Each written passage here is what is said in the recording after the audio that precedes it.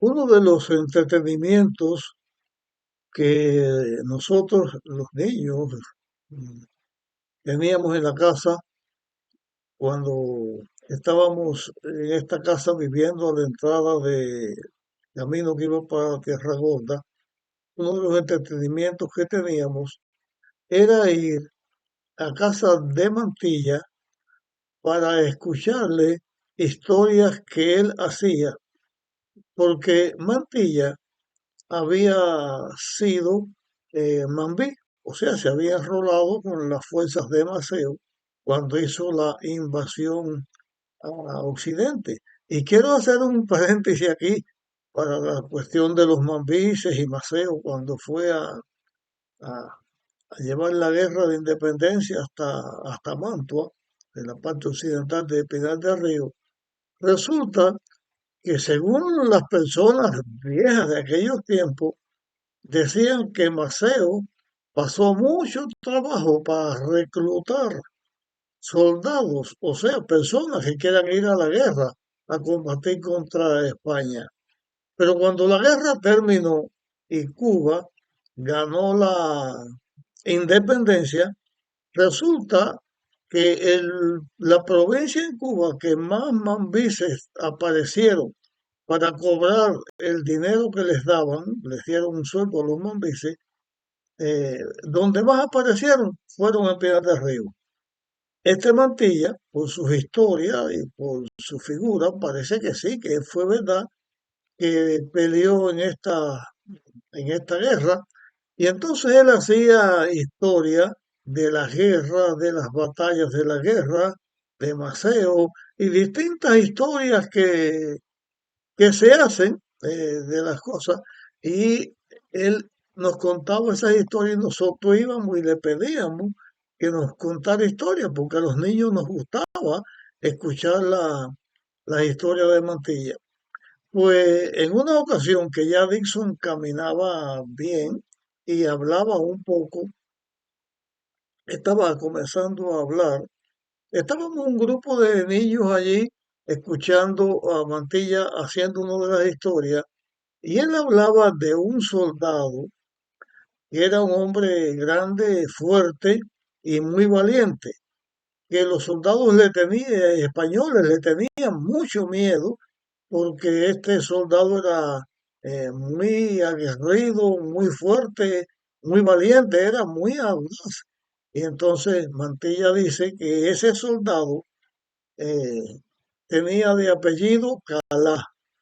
No conocía el nombre o no lo dio, o si lo dio yo no me acuerdo. El caso es que solamente Calá. Y entonces él empieza a hablar de las distintas hazañas de Calá, hasta que dijo que en una ocasión, en una guerra contra los españoles, agarró al español que iba montado a caballo, ellos iban a caballo, eh, y lo agarró y lo levantó en peso, con una mano lo tumbó del caballo y bueno, y mirando.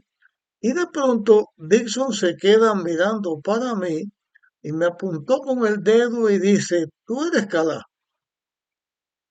Y a mí no me gustó que me dijera Calá, porque me decían todos mi nombre. Y yo le peleé a Dixon, le dije, cállate la boca, no digas que yo soy Calá. Pero me dijo, sí, sí, tú eres Calá. Y yo le di un bofetón le di por la boca, para tapar, callar la boca. Pero no hizo caso y siguió. Y de ahí para adelante, no hubo manera que nunca él me dijera mi nombre. Siempre me decía Calá y yo no pude evitarlo. Pues ya Dixon me decía Calá. Desde luego, ningún otro muchacho me lo podía decir. Yo no se lo permitía, pero Dixon me lo decía. Cuando Day nació, pues siguió diciéndome Calá y después vino Yaret y después vino Magdiel y después vino Damari. El resultado es que para mis hermanos de Rode menos Rode, que es mayor que yo, todos los que vinieron detrás de mí, desde Dixon hasta Damari, me dicen Calá todo el tiempo. Ese es un segundo nombre que yo llevo, que solamente ellos me lo dicen, pero la historia de cómo comenzó a decírmelo fue en las historias aquellas que Mantilla decía. En esos tiempos yo tenía una mamadera. Una mamadera es igual que un teto que los niños se ponen, pero es el que le ponen a la leche. En algunos lugares le dicen una pacha, otros lugares dicen mamadera, ya le decíamos mamadera. Se le pone la tapa al pomo, en vez de tapa le ponen la mamadera, o uno le pone adentro el líquido y ahí se lo toma. Pues yo tenía una mamadera bien vieja, y ahí tomaba lo que me daban a mí por la noche para dormir. No era leche, era agua con azúcar. Algunas veces con alguna hierba, un tipo de té, y otras veces solamente agua con azúcar. Y yo solamente lo tomaba en esa mamadera. Pero también por el día la chupaba. A tal punto fue que yo tenía 5 años y yo iba a la escuela y llevaba escondida la mamadera. Y cuando yo venía de regreso y no había ningún muchacho mirándome, yo la comenzaba a chupar. Hasta un día que se me perdió y yo comencé a llorar porque solamente era con esa mamadera que yo tomaba la leche o lo que fuera o la chupaba. Me traían una nueva y no la quería, tenía que ser esa vieja. Hasta que papá se puso bravo y allí se acabó la mamadera y bueno, y ahí terminó toda la historia esa. Eh, Berta se embarazó de Drey. Y cuando llegó el momento de que Drey naciera, yo fui a buscar a la partera. Tenía 5 años. Y la partera que vino a hacerle el parto se llamaba Joaquina. Era una mujer morena, alta, delgada, no como Martina, aquella que les hablé, que fue la que partió a Dixon, sino Joaquina. Y yo fui a buscarla, ella vino y ella fue la que tuvo el parto de Drey. Que hubo algunas peripecias en cuanto al parto de Drey, por distintas dificultades, llegó a ser un nacimiento chistoso, porque por alguna razón eh, la cama donde debía haber nacido Drey estaba rota y no se pudo arreglar. Y llegó el momento de nacer y entonces nació sobre una lona que se hizo con sacos de yute. Y eso es lo chistoso, pero bueno, son cosas que suceden. La esposa de un tío mío que se llama Orlando, una vez iba para su trabajo, una escogida, y se le presentó el parto en medio en el camino. Y en la cuneta así del camino, ella misma se hizo su parto y ella misma le cortó con una cuchillita que llevaba el cordón umbilical a su hijo. Son cosas que suceden en los partos que a veces pasan, ¿no? Bien, eh, nació Bedrey, yo tenía 5 años, y en esa época de mi vida, un día, mi madre me dijo, oye, ven, ayúdame a escoger el arroz. El arroz se compraba en la tienda, las tiendas de víveres que había. Después les voy a hablar de esto. Eh, Desde luego los que tenían finca y sembraban arroz, cosechaban arroz, ellos comían un arroz recién criollo eh, todo el año. Ese es un arroz superior. Pero bueno, en las tiendas de víveres se vendía el arroz y se vendían distintos tipos de arroz. Desde unos largos que le decían estrella o 5 estrellas, o una cosa así, el arroz larguísimo. De, Ese era el más caro. Habían otros tipos de arroces, sacos de arroz, y había arroz bolito. A mí el que más me gustaba era el arroz bolito, pero la gente que más comía el otro. Y el arroz que se traía a la casa, había que escogerlo, porque a veces tenían granos de arroz que todavía tenían la cáscara, que no se había eh, pilado bien, o tenían muchas semillitas negras y cosas, entonces uno lo limpiaba y las personas lavaban el arroz hasta que soltaba todo lo blanco que tenía, que ese es el alimento que el arroz tiene. Ahí están las vitaminas y todo, y se botaba lavándolo. El caso es que mi madre me dice, ven, ayúdame a escoger el arroz. Después de escoger el arroz, me dijo, ayúdame a lavar el arroz, pero era yo quien lo hacía, ella me estaba enseñando. Después me dijo, échalo a la olla. La olla estaba hirviendo en el fogón o la estufa, nosotros decíamos fogón, era con hornillas de carbón. Mi madre me ponía un banquito o algo donde yo subiera para poder alcanzar a la altura del fogón. Yo era bien chiquito, 5 años. Entonces, ahí fue que yo aprendí a cocinar el arroz blanco. Después, en otra ocasión, mi madre puso o me llamó y me dijo, mira, este bacalao que hay aquí, ponlo en agua a remojar. Entonces puse el bacalao en una vasija, le eché agua y lo dejé así en reposo, a veces de una noche para el día, a veces eh, varias horas. Entonces me dijo, ven para que hagas el sofrito, para hacer un bacalao con papa en salsa de puré de tomate. Entonces ella me enseñó a hacer el sofrito, piqué la cebolla, piqué el ajo, piqué eh, ají, un ají especial que se usaba en Cuba para esto, que decían cachucha, con un sabor muy bueno, u otro ají cualquiera. Ají son los chiles, que así le dicen en México. También se le picaba cuando los habían unos tomaticos chiquiticos, se picaba y se hacía un sofrito de todo esto. Para hacer el sofrito, primero se ponía a sofreír la cebolla, se ponía a sofreír el ají y por último se le echaba el ajo, porque el ajo se sofríe más rápido que la cebolla. Después se le pica el tomate y se revuelve así hasta la medida en que uno quisiera que quedara.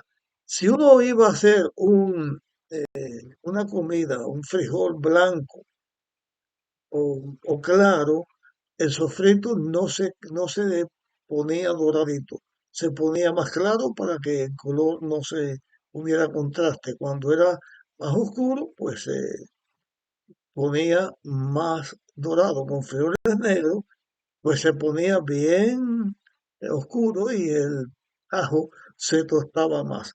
Bien, a ese sofrito, cuando ya se ponía así, se le echaba orégano, se le echaba hojitas de laurel y algún otro condimento que se tuviera. El comino era para ponérselo a frijol negro, sobre todo a veces a frijol colorado.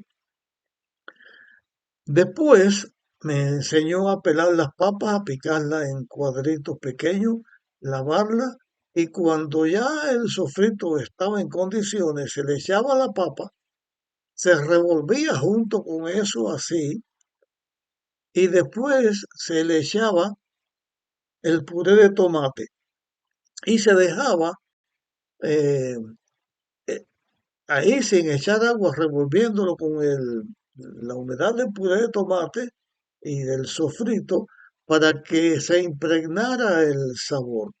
Después se le echaba el agua, eh, pero no se le echaba mucha agua. Pero antes de echarle el agua, se agarraba el bacalao, que ya estaba blandito, ya no tenía tanta sal, y se ripiaba según el tamaño que uno quisiera que le quedara el bacalao, más finito, más ancho, trozos más grandes, trozos más chiquitos, a gusto se hacía así. Y después se le ponía el agua de tal manera que cuando estuviera cocinada la papa, que quedara grande, el bacalao ya estaba blando porque ya por el remojo se ablandaba, también se cocinaba. El agua uno dejaba que estuviera más aguada o más espesa, según la cantidad de agua que uno quería o de líquido que uno quería que hubiera en ese bacalao con papa. A algunos les gustaban casi secos, a otros les gustaba que tuvieran bastante de salsita. A mí me gustaba con salsita para el arroz. Bueno, de esta manera aprendí yo a hacer el bacalao. Primero cociné fue arroz blanco y lo segundo, bacalao con papa. Después aprendí a hacer eh, sopas de fideo y sopas de arroz, con una técnica más o menos similar. Y así aprendí a cocinar de cuanta cosa hubiera para cocinar.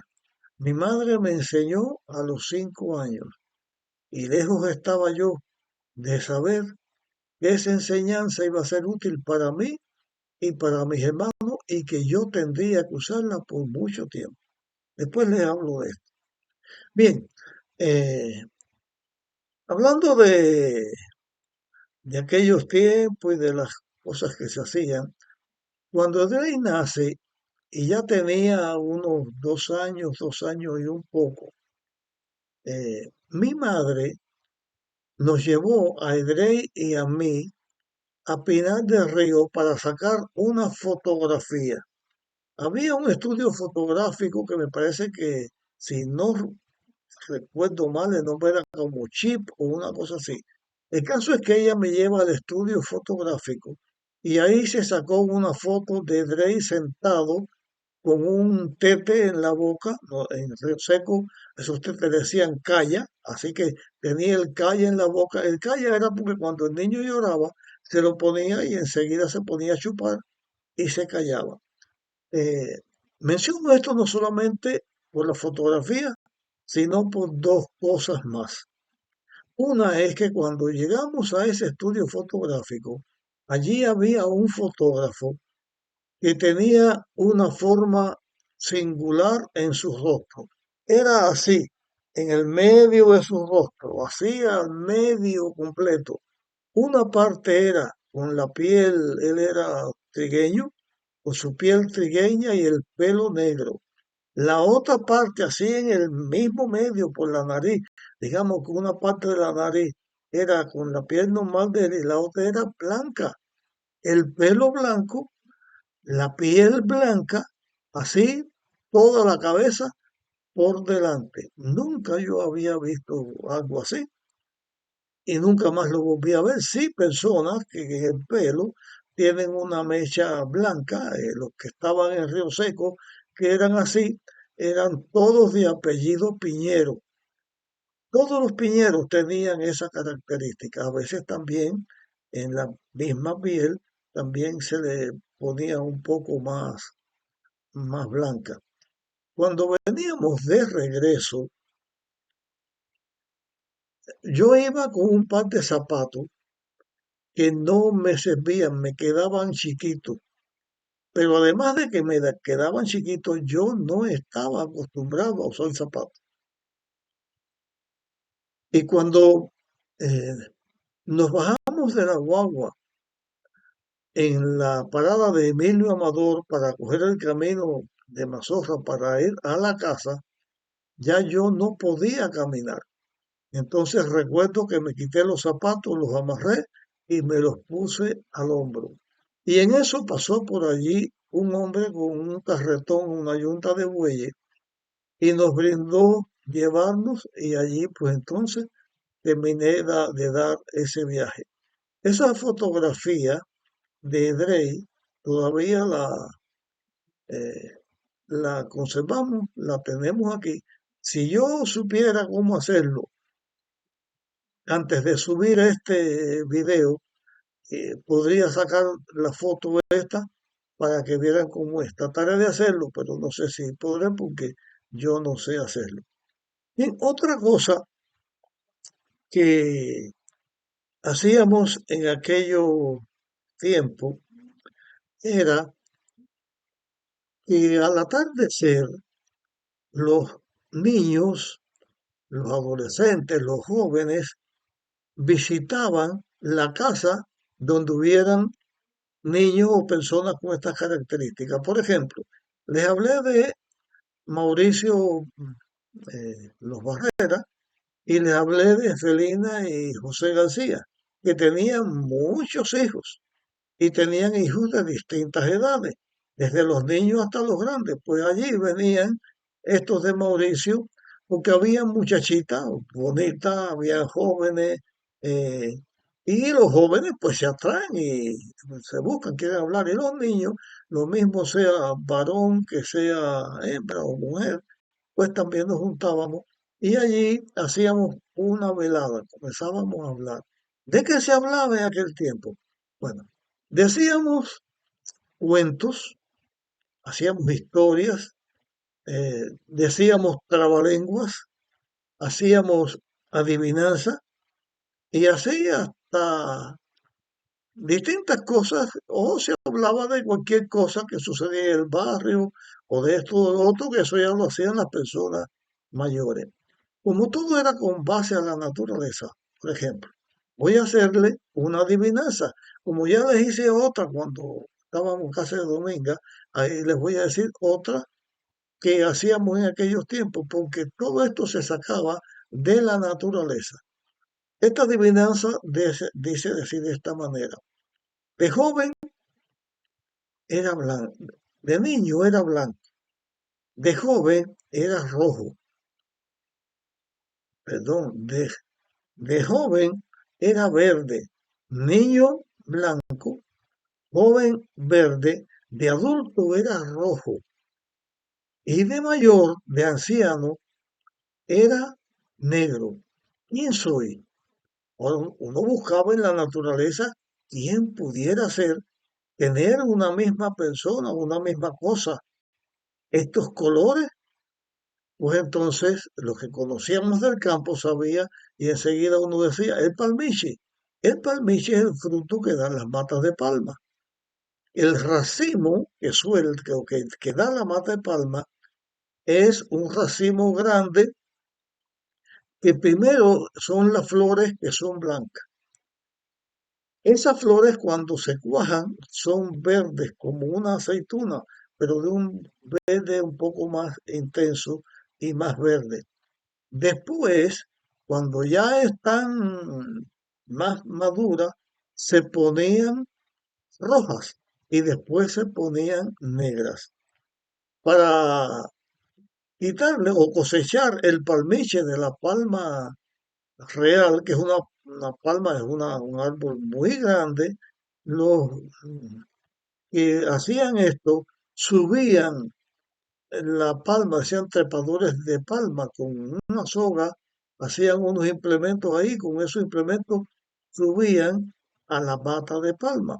Y entonces ellos llevaban una soga grande y la subían con él hasta que llegaban al copo de la mata de palma. A veces le cortaban las ramas o las pencas a la mata de palma y la dejaban caer. Eso era desmochar.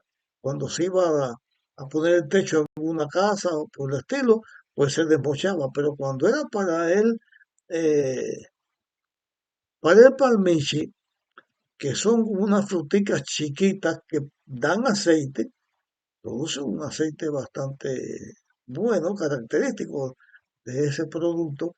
Entonces, el que hacía este trabajo de arriba, la soga quedaba larga y abajo había otra persona en la otra punta de la soga. Cuando él iba a cortar el racimo de palmeche, que ya estaba negro o rojo o negro, lo picaba, los despegaba del tronco de la mata y lo montaba así, lo montaba en la soga y de ahí lo dejaba caer. El que estaba abajo extendía para que no cayera de golpe al suelo y los palmiches se, se regaran.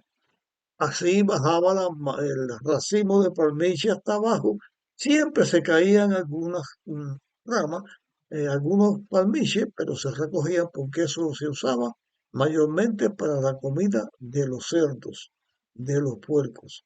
Era muy bonito ver ese trabajo de los palmiches, pero a veces el trepador, el que iba, el desmochador, y el que hacía este trabajo, se encontraba con panales de abeja allá arriba o de abeja, no, de avispa, y, y la cosa se le ponía bien fea, tenía que hacer otras cosas para poder hacer ese trabajo.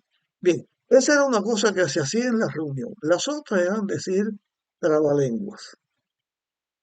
Y los trabalenguas o los inventaban o se buscaban en libros, habían libros con trabalenguas, otros los inventaban. Por ejemplo, yo voy a hacer un trabalengua. Ese lo leí en un libro, pero yo lo aprendí mucho antes en los trabalenguas que se hacían en aquellos tiempos. Por ejemplo, un trabalengua, este. El gusto que gusta tu gusto no gusta del gusto que gusta mi gusto. Si el gusto que gusta mi gusto gustara del gusto que gusta tu gusto, el gusto que gusta tu gusto gustaría del gusto que gusta mi gusto. La cuestión es repetir la palabra, es más fácil de decir, pero había otros de una sola palabra, un poquito más difícil. Por ejemplo, decía uno, si nos caemos de narices, nos desnarizonaremos. Otro decía, con este puñal de acero me descorazonaré. Y habían otros que eran largos. Yo para aprenderme los trabalenguas largos lo que hacía era dividir la palabra en dos o en tres frases y así me la podía aprender. Por ejemplo, un solo ejemplo que les pongo, hay un trabalengo que dice, el arzobispo de Constantinopla se quiere desarzobispo constantinapolitanizar. El desarzobispo napolitanizador que lo desarzobispo constantinapolitanizare, y así pues seguía. Yo esas palabras largas las dividía y me las aprendía, pero en eso dedicaban el tiempo. Otros cuentos que se hacían eran cuentos de visiones, de fantasmas, de aparecidos, porque en aquellos tiempos en los campos había muchas leyendas de almas en penas, de fantasmas, que esto salía por aquí, que esto salía por allá. Ya les conté uno hablando de la ceiba. Yo mismo, después más grande, en otro lugar de Río Seco, espantaba a la gente con sábanas blancas, otros muchachos y yo. Pero de eso sí yo no voy a hacer ningún cuento aquí, porque no quiero hacer cuentos de fantasmas y aparecidos.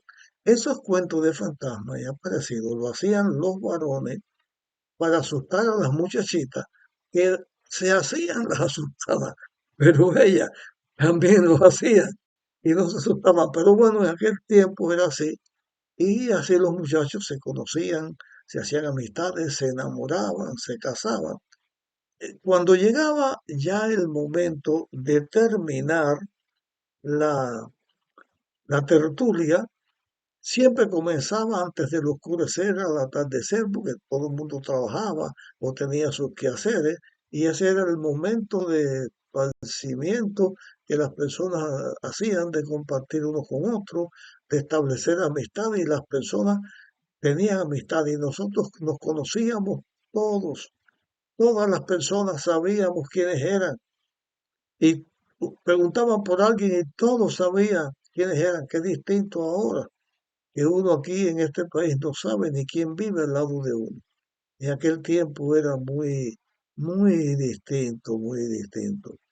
Bueno, pues cuando llegaba el momento de irse, alguien decía, bueno, calabaza, calabaza, cada uno para su casa.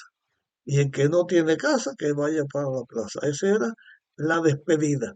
El decir el calabaza, calabaza, ese era común, no era una cosa ofensiva, sino que era el común de nuestra vida.